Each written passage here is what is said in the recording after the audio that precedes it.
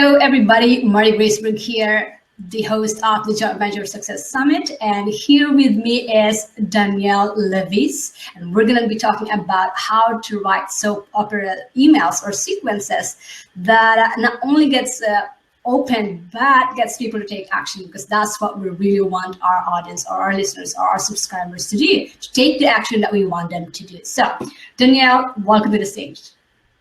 Thanks for having me, Marie.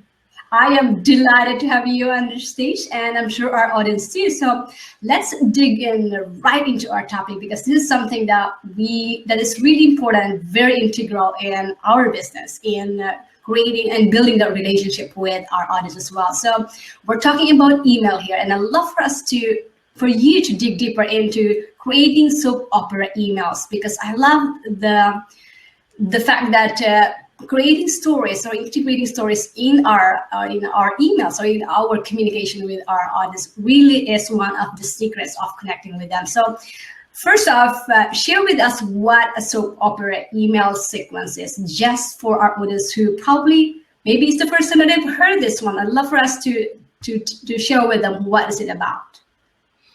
Okay, well, just to verify the context, when you say, you know, you're communicating with your audience via email, I do autoresponder type emails. So we're not talking about sending an email, you know, just to one person. We're talking about getting people to opt in, to subscribe to your email list, and then broadcasting the same email, more or less, to everybody, or to certain segments of your list, depending on where they opt in and what kind of action that you want them to take. Mm-hmm. So we're not talking, just to be clear, we're not talking about, you know, an email that you send to one person, correct? Yes, that's true.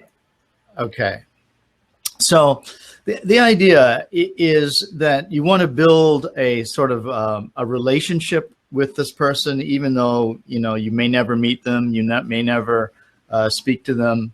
I mean, a few of them you probably will, because, you know, you're trying to create that one-on-one relationship or coaching or whatever it is you're doing. But we're kind of suspending disbelief, so to speak, and creating the illusion that we're writing to that person. Mm-hmm. And in some cases, you know, each email will be different. You have a personalization tag, and you can say, "Hey, Marie," or, you know, "Hey, Daniel," or whatever they put into the form when they signed up for your list. But apart from that, you know, every email that everybody gets is the same email. Mm-hmm. So the main idea is you want to send emails that create a bond, mm-hmm. that create a relationship. You know, if you think about your email box, I'm sure you're on a lot of lists, mm-hmm. and there's no possible way that you have time in a day to read all of the emails that you've signed up for. So it's crucially important that you not only have a subject line that is attention getting and relevant and that people will want to open, mm-hmm. but it's even more important that your from line, mm-hmm. you know, your from line, meaning your name or your company name or whatever it is you do, mm-hmm. has to have a built-in brand, so mm-hmm. to speak. Mm-hmm. So when you think about you're looking at your email box and you're trying to decide, you know, which one of these 100 emails you're going to open and read, mm-hmm. You don't look at the subject line first. What you look at is the from line. Mm-hmm. You're kind of scanning the from line, and you're looking for that person's name or their company name, and you're kind of thinking, well, what did Marie do for me last time she emailed me? Or what has Marie done for me lately, mm-hmm. when I opened one of her emails? Mm-hmm. And if that's not a positive, high value memory, mm-hmm.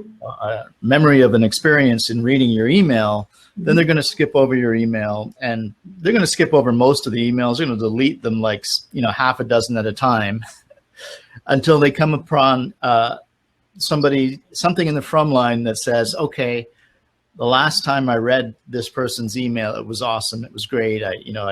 It brought value into my life. Mm-hmm. So that's the first thing that you have to be thinking about, is that when you're writing that email, it can't be boring.